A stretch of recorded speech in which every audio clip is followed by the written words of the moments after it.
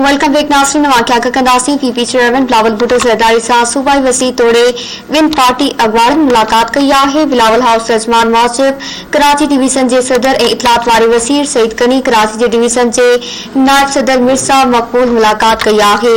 उन खां अलावा वडे वसीर के खास सलाहकार अरसलान शेख पिण पार्टी चेयरमैन से मुलाकात कई। मुलाकात दौरान अवामी मसलन समेत सियासी सूरत हाल ते ॻाल्हि ॿोल कई वई है। आगे कई पिया के पीपी चेयरमैन बिलावल भुट्टो ज़रदारी सां सूबाई वसी तोड़े विन पार्टी अगवाड़न मुलाकात कई है। अवां के आगे कई पिया बिलावल हाउस रजमान मौजिब कराची डिवीज़न के सदर ए इतलात वारे वसीर सईद कनी कराची के डिवीज़न के नायब सदर मिर्ज़ा मकबूल मुलाकात कई। उन खां अलावा वडे वसीर के खास सलाहकार अरसलान शेख पिण पार्टी चेयरमैन से मुलाकात कई है। मुलाकात दौरान अवामी मसलन समेत सियासी सूरत हाल ते ॻाल्हि ॿोल कई वई।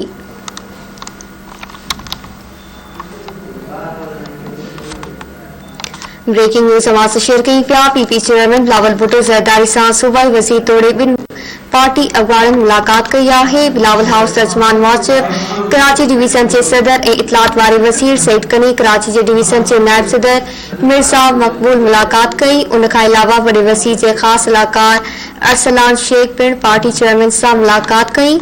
मुलाकात दौरान अवामी मसलन समेत सियासी सूरत हाल ते ॻाल्हि ॿोल कई वई। तफसील मां कंदासी कराची में धरती टीवी के रिपोर्टर शबीर लाशहरी का। जी शबीर आगा कजो। जी बिल्कुल पीपल्स पार्टी चेयरमैन बिलावल भुट्टो ज़रदारी सां बिलावल हाउस में सूबाई वज़ीर सईद गनी समीत सदर तर्जुमान मुस्तफ़ा वहाब वडे वज़ीर खास मददगार अरसलान शेख ऐं ॿियनि पार्टी अॻवाननि धारदार मुलाकातूं कयूं आहिनि। पीपी चेयरमैन सां मुलाकात दौरान सूबाई वज़ीर सईद गनी मुस्तफ़ा वहाब कराची कच्चाती रिथान की रफ़्तार ऐं बलदियाती जेके मसला आहिनि उन बाबति ब्रीफिंग ॾिनी ऐं उन मौके ते शहर की सूरत हाल आहे उन ते गौर विचार किया वियो। वडे वज़ीर के खास मददगार अरसलान शेख मुलाकात दौरान पीपी चेयरमैन बिलावल भुट्टो ज़रदारी के कच्चर के अवामी मसलन और उनके हल से ब्रीफ। वडी मेहरबानी शबीर लाशहरी आगा करण चलाए।